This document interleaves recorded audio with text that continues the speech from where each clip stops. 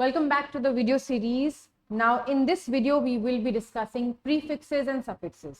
अब ये हमारे लिए important क्यों है? क्योंकि जब भी हम comprehension करेंगे तो there will be a word जो हमें नहीं आता हो, तो उस word का meaning identify कैसे करें? जैसे simply मान लो किसी ने लिखा happy का unhappy, तो un से पता लग रहा है कि ये negative word है, right? ये होते हैं prefixes या suffixes. By definition क्या है?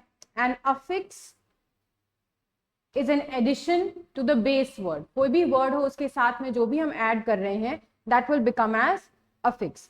ठीक है, अब दो तरह के affixes होते हैं, एक होता है suffix और एक होता है prefix.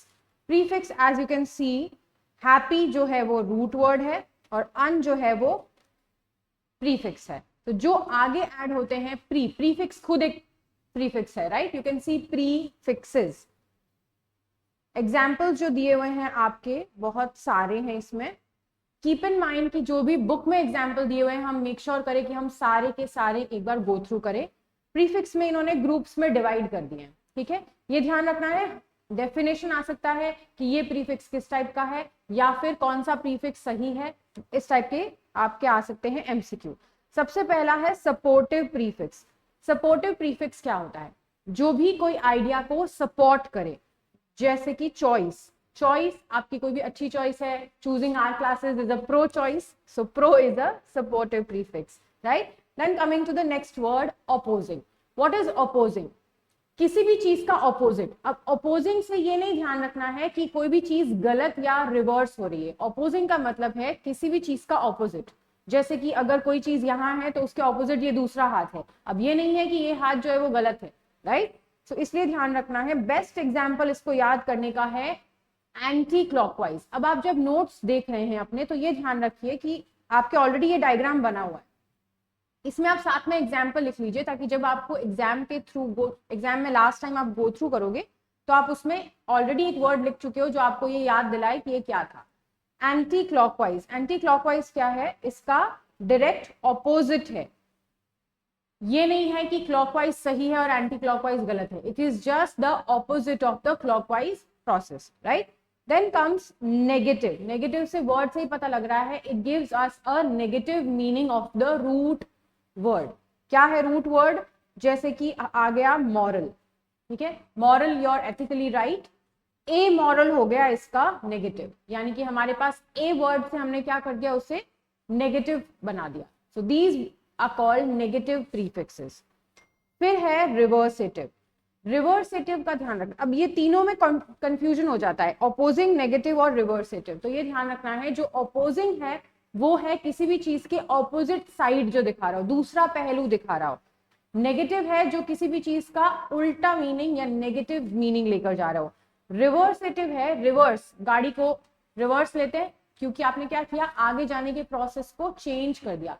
तो किसी भी प्रोसेस को हम चेंज करें या रिवर्स करें वो हो जाएंगे रिवर्सेटिव. जैसे कि एग्जांपल हो गया tie. To tie your shoelace, untie. Un हमने ऐड कर दिया, it became untie. So that is called reversative prefix. वापस से देखते हैं. ऑपोजिंग, किसी भी चीज का ऑपोजिट पहलू यानी कि एंटी क्लॉकवाइज. नेगेटिव, कोई भी अलग मीनिंग बता रहा है, जैसे कि थीस्ट जो मानता है भगवान को, एथिस्ट जो भगवान को नहीं मानता हो. Reversative, tie, untie. Deselect, select. Select करना एक प्रोसीजर था, उस प्रोसीजर को आपने रिवर्स कर दिया, that became deselect. Then comes derivative. अब ये ध्यान रखना है, बाकी सारे वर्ड्स में हमें वर्ड से पढ़कर ही समझ आ रहा था, ऑपोजिंग, रिवर्सेटिव, नेगेटिव. इसमें हमें पढ़कर नहीं समझ आ रहा है, डेरिवेटिव. तो इसे हम क्या कर देंगे, स्टार कर देंगे, और ये हमारे लिए बन जाता है important MCQ point of view से. क्योंकि जो बच्चा पढ़ के जाएगा उसे पता होगा कि डेरिवेटिव क्या है, जो नहीं पढ़ के जाएगा उसका ये आंसर गलत होगा ही होगा. तो डेरिवेटिव है रिमूविंग, डिप्राइविंग समथिंग और समवन.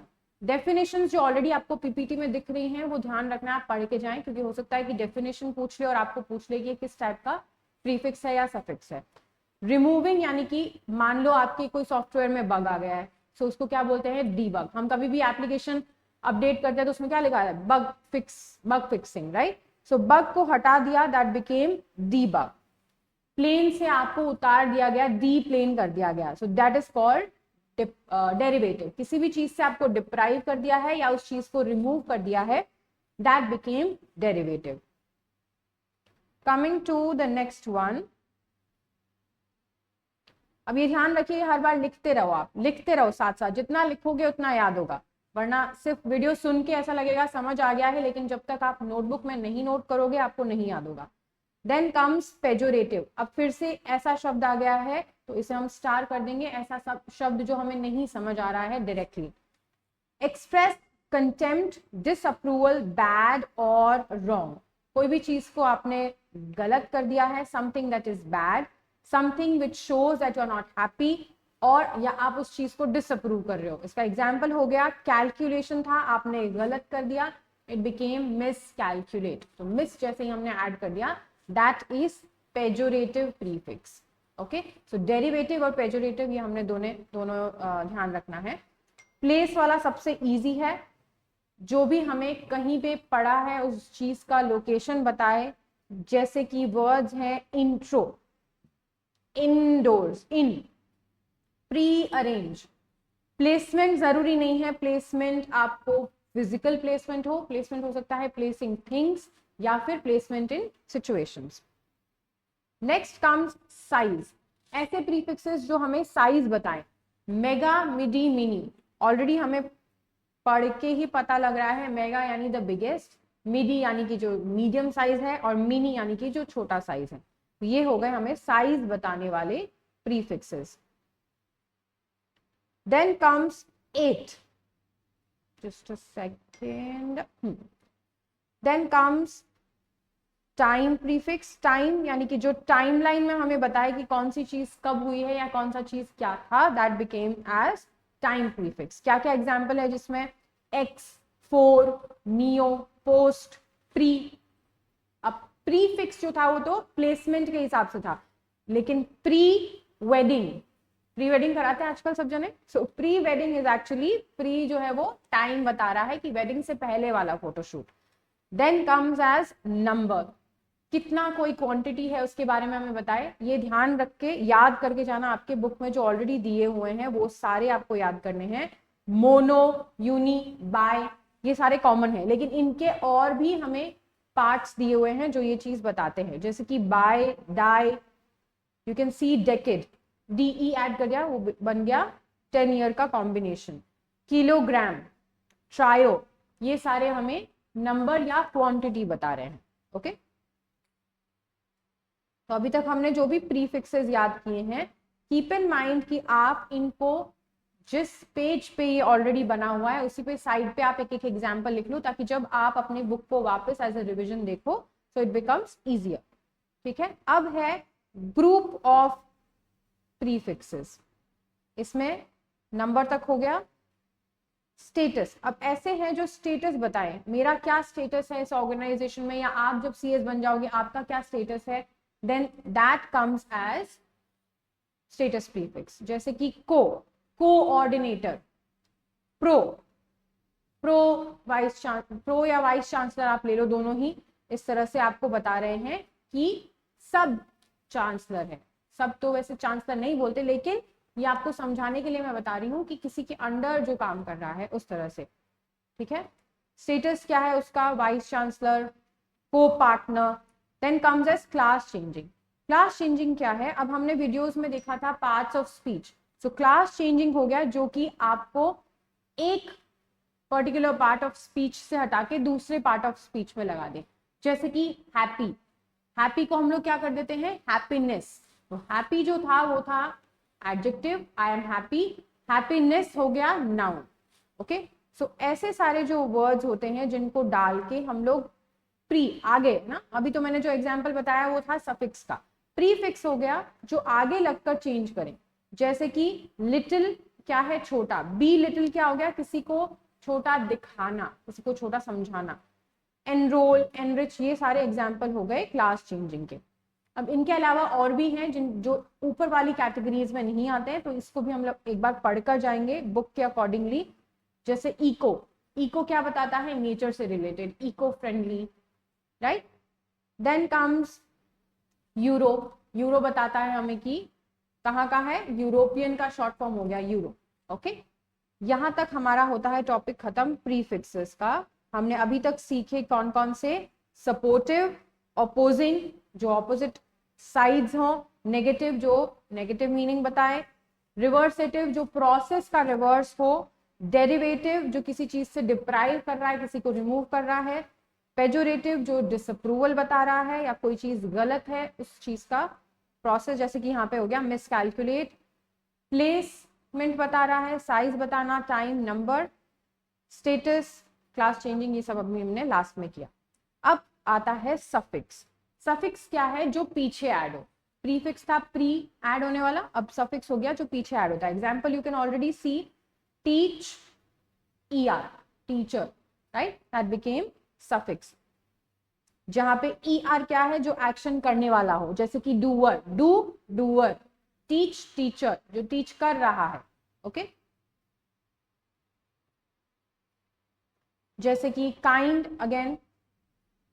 अब काफी सारे प्रीफिक्सेस हमने ऑलरेडी देखे, काफी सारे थे। सफिक्स में हमारे पास लिमिटेड कैटेगरी है तो हमें इतना ज्यादा पढ़ने की जरूरत नहीं है, थोड़े से में काम हो जाएगा। नाउन सफिक्स, ऐसे सफिक्स जो पीछे ऐड होके नाउन बना देते हैं। जैसे कि एग्जाम्पल क्या है, नेस, काइंड क्या था, he is kind, adjective, ness add करते क्या हो गया, जो काइंड रहता है उस प्रोसेस को, उस दया भाव का जो नाउन है या नाम है वो हो जाता है काइंडनेस, यूजफुलनेस। तो नेस बनते ही वो क्या बन जाता है, नाउन बन जाता है। अब ये क्यों काम का है, ये क्यों पढ़ रहे हैं हम, इतना दिमाग क्यों लगा रहे हैं, क्योंकि आपके कॉम्प्रीहेंशन में 100% ऐसे वर्ड्स दिए जाते हैं जो आपके लिए नए हैं, उनको आपको ये लॉजिक लगा के बताना है और ये आपके लिए ओवरऑल इंपॉर्टेंट है। मान लो आप किसी मीटिंग में गए, किसी ने कोई बात कर दी और आपके सामने कोई नया शब्द रख दिया, how will you know without having to use dictionary what does it mean. You can identify if it has prefix, if it has suffix, then you can accordingly think कि ये क्या हो सकता है। जैसे कि nest हमें पता लग गया, अब कहीं पे भी nest हो तो हम उस चीज से आइडेंटिफाई कर सकते हैं कि इन्होंने क्या किया है, नाउन क्रिएट किया है, ये किसी चीज का नाम है। ओके, देन है वर्ब सफिक्स, ऐसे वर्ड जो पीछे ऐड होके वर्ब बन जाते हैं। जैसे कि ब्यूटी क्या था, noun, beautiful adjective, full add करते ही एडजेक्टिव बन गया, फाई ऐड करते ही वर्ब बन गया, ब्यूटिफाई करना, I want to beautify the process, purify, pure was adjective, purify क्या बन गया, वर्ब। तो अभी तक हमने 2 कैटेगरी के सफिक्स सीखे, ऐसे जो सफिक्स नाउन बनाए, ऐसे सफिक्स जो कि वर्ब बनाए। देन कम्स ऐसे सफिक्स जो एडजेक्टिव में कन्वर्ट कर देते हैं किसी वर्ड को, जैसे कि break, I am breaking a leg over here, right, with the video. Then comes break, breakable, able add करते ही क्या बन गया, वो एडजेक्टिव बन गया। ओके, किसी भी चीज की प्रशंसा या विशेषण जैसा हम बोलते हैं, I am not sure with Hindi but yeah you can move on now. Adverb, adverb क्या है, कोई भी, मैंने बताया था एडवर्ब्स क्या होते हैं पिछले वीडियो में, ऐसे वर्ड्स जो ना सिर्फ वर्ब को मॉडिफाई करे बल्कि प्रेपोजिशन को भी मॉडिफाई करता है, राइट, याद आया। सो एडवर्ब्स कैसे बनते हैं generally, you can identify, ly पीछे होता है, जैसे ब्यूटिफुली, राइट, ग्रेटली, सरप्राइजिंगली, ये सारे वर्ड्स ly ऐड करके हमने बना दिया वर्ब्स।